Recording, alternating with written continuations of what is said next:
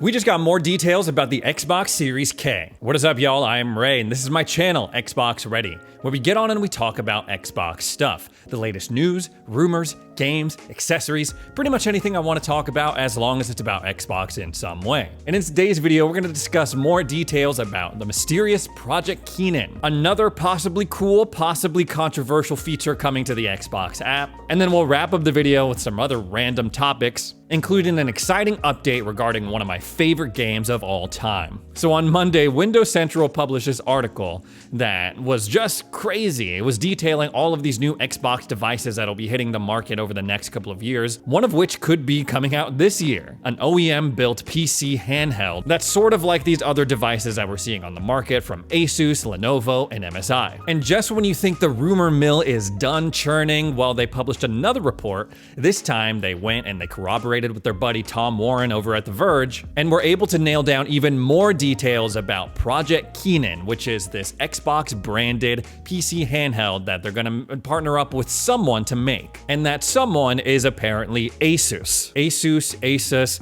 I say Asus, but I hear other people saying Asus.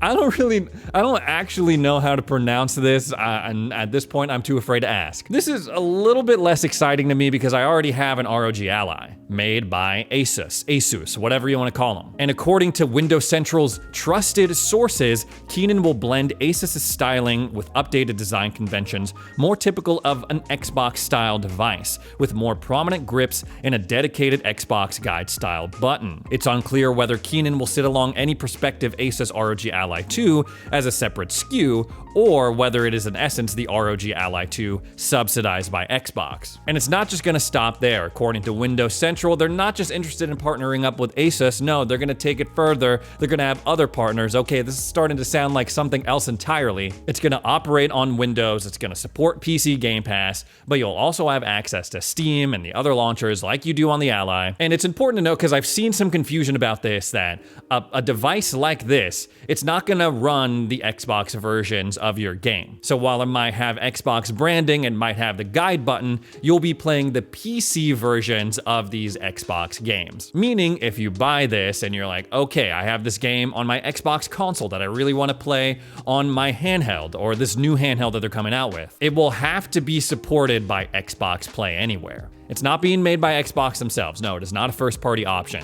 That's a separate thing that may come out in 2027, maybe sooner, maybe later. We don't know, but we know that they're working on it. And one of the big hopes that I see people have for that first-party handheld device is the possibility that it'll support their entire digital Xbox library. I personally think I think that's a big ask. Here's kind of what I've been thinking in regards to the next-gen Xboxes. Not this Xbox Asus collab that may come out this year, maybe not. I'm talking about the first-party, true blue, next-gen hardware from Microsoft. If they go down this path of, oh, it's a PC console hybrid, my understanding was that they would be playing not console versions of their games, but PC versions. That they would move on, and effectively the Series X and S consoles would be the last we see in terms of games being developed for a specific Xbox console. All of this talk from Xbox leadership about games preservation, whether it's Sarah Bond talking about it, whether it's Phil Spencer guaranteeing the future of our digital libraries, I thought that was gonna come in the form of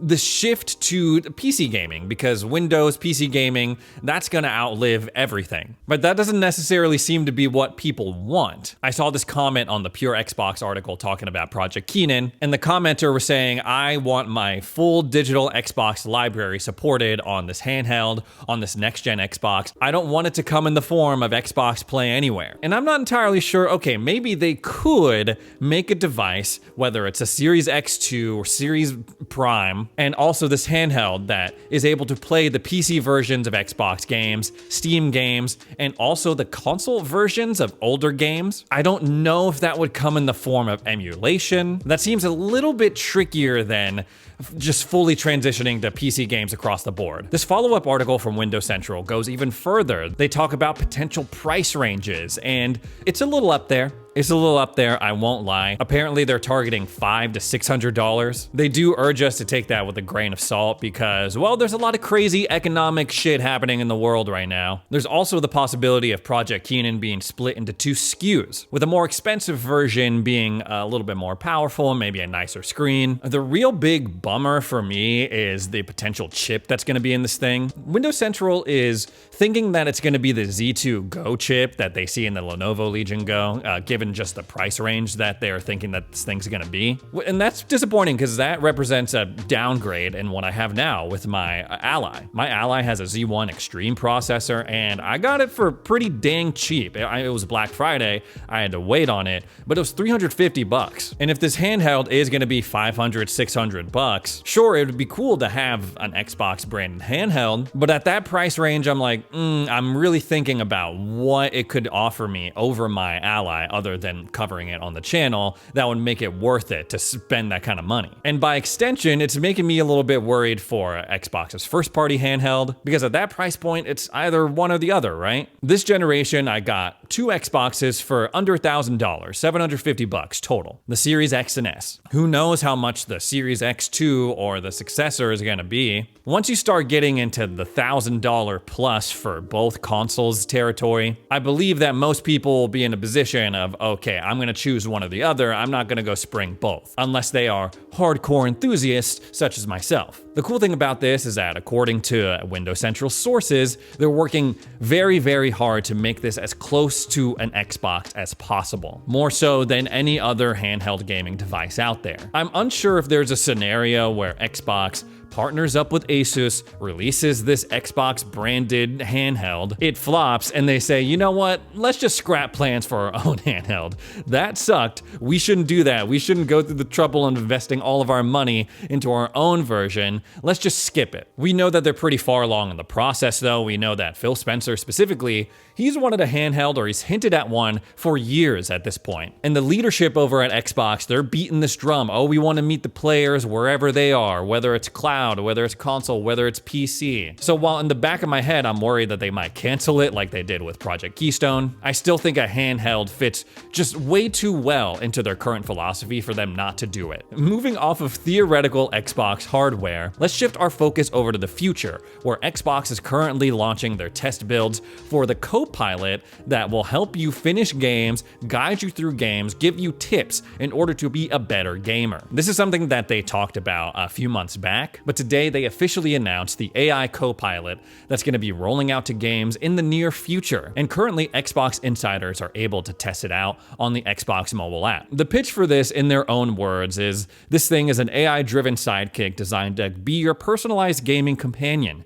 helping you get to your favorite games faster, coaching you to improve your skills, and connecting you better with your friends and communities. They use Minecraft and Age of Empires as examples of how this companion, this sidekick, can help you out. I guess if you're playing Age of Empires, Age of Mythology, any other RTS game, and you're just getting clapped for hours and hours on end, you can ask this Copilot, hey, why am I getting absolutely shit on? And it'd be able to give you feedback like, oh, you should prioritize advancing to the next age, maybe having more ranged units to help you out. I see a lot of people that are upset about this, like, oh, get that AI out of my games. I don't want AI in my games. This does not bother me as much because it just seems, first of all, completely optional. They're not like baking it into games yet. And I mean, it's something I'm kind of already doing right now. I'm playing through Avowed, and yesterday I was trying to find the Earthly Aegis, which is like this optional side quest treasure hunt that you can do. I'm looking around, I can't quite find it for myself. And of course, I'm not gonna spend hours and hours on end just looking for this one specific shield. I wanna move on to the next area, progress the story. So what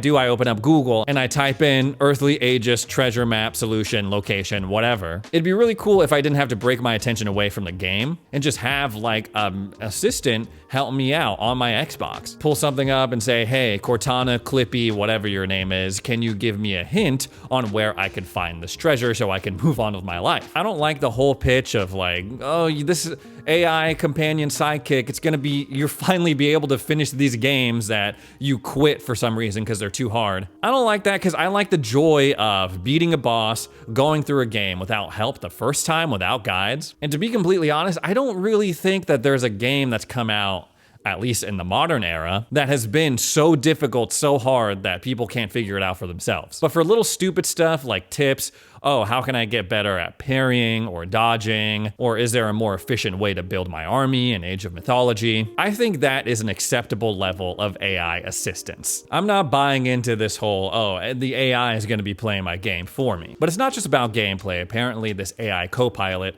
would be able to walk you through setting up games. If Xbox is really going into like this PC-esque future, having a little assistant guide you through the optimal setup for whatever you're playing on, that sounds interesting to me. As far as the other AI stuff, like Muse using AI in game development, that's a separate thing, but AI co-pilot, AI assistant, I don't think it's that egregious. Anything involving AI, there's gonna be 3 camps of people. 1, vehemently against it. 2, it's the future, baby, like my buddy Matt says. And 3, people who don't care. But when it comes to this other Xbox feature, there's no debate. It's just straight up cool. I mentioned it a little bit earlier in the video, but it's on my mind because, well, Split Fiction, it's all the rage right now. Hazel Light Studios, the makers of Game of the Year, It Takes Two. They're also the team behind A Way Out, and they're back at it again with another co-op action-adventure game. All the reviewers seem to love this game, critics, it's selling really well, and it's also getting a lot of praise for this revolutionary new feature where if you buy a game, you can give your friend a guest pass to download the game on whatever console they're gonna play it on, and that guest copy is absolutely free. It is a genius move considering the co-op nature of this game. In a world where most games, God, it's just such a pain in the ass to get anything co-op or multiplayer off the ground, especially local couch co-op, it's just what the industry needs. But the thing is that Xbox has kind of been doing this for the past couple of years. If you do some trickery with the home Xbox feature, you can even buy a game and run 2 copies of it simultaneously. And while yeah, Xbox, they're not perfect, they got a lot of problems, they do a lot of things I don't agree with, the fact that my wife can have access to my entire digital library and also my Game Pass Ultimate subscription at no extra charge. If I've said it once, I've said it 1,000 times. That is cool, and I hope we get to see more of that going into the future. There's some cool projects, cool stuff coming up if you're a fan of video games. We spent the whole beginning of this video talking about future Xbox hardware. But of course, nowadays, Xbox isn't just about the hardware, no. They're also one of the biggest game publishers in the industry. They rank in the top 10 in terms of aggregate Metacritic score. Xbox Game Studios has a lot of quality games under their belt, a lot of really exciting IP. And one of my favorites of all time, probably to no surprise to anyone, is the Elder Scrolls series. Obviously, Skyrim has become legendary over the past 14 years. And while I loved Skyrim, one of my favorite role-playing experience remains to this day the Elder Scrolls Oblivion, the game that came before it. That might be a controversial thing to say because you look back on it, it's full of jank, but it's always held a special place in my heart, which is why I was so excited to hear that they were allegedly working on a full-blown remake. Word on the street is that it's being built from the ground up in Unreal Engine 5. They're revamping the combat system. I think it is long overdue. I mean, I've lived through how many different remakes of The Last of Us games. They decided to remake the frickin' first Horizon game before we ever sniffed, even came close to an Elder Scrolls Oblivion remake. I'm trying to dive back into those Oblivion gates in full frickin' 4K, man. I might not have to wait much longer to do that because apparently this thing is imminently releasing. Other leakers were saying that they were gonna wait until June to drop it, but Nate the Hate on Twitter, who somehow knew the exact date they were gonna reveal the Switch 2, is saying that it could either launch this month or next month. He's not entirely sure. He'd have to check back in on it. But it's also kind of painful because, damn, we are truly in this day and age where there are too many games, man. There are way too many games. When I was growing up, I would play 1 or 2 new games a year. Fast forward to today with Xbox Game Pass and just me having disposable income, I'm constantly jumping from game to game to game. I've been playing a ton of Monster Hunter Wilds, and then Expedition 33 is gonna come out, and then Atomfall. I was so excited for Towerborn, and that's been on Steam. Haven't gotten around to playing it. It's just downloaded on my PC. Then South of Midnight's gonna come out, then maybe this Oblivion remake, then frickin' the new Grand Theft Auto's gonna come out. And the thing about Oblivion, and it's definitely gonna be the case for the remake, is that it's a frickin' time suck. You sit down and then in the blink of an eye, 6 hours go by. It's gonna be really, really hard to juggle this with all of the other stuff coming out. Anyways, guys, that's all the Xbox stuff I have to talk about today. Thanks so much for joining me for another edition of Xbox Ready. If you made it this far into the video, consider subscribing. Help me on my my journey to 200,000 subs. Thanks again for watching, and we'll see you in the next video.